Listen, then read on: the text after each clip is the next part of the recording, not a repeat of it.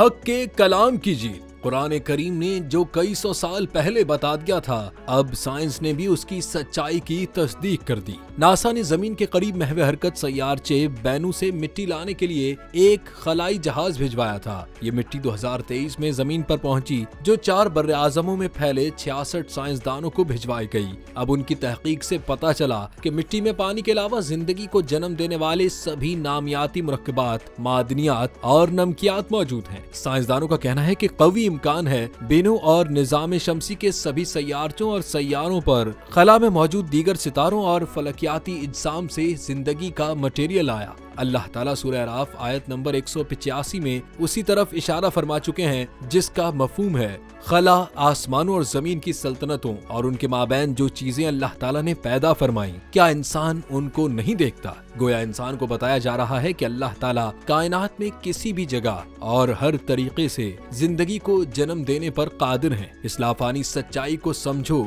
और अपने खालिक पर ईमान लाओ।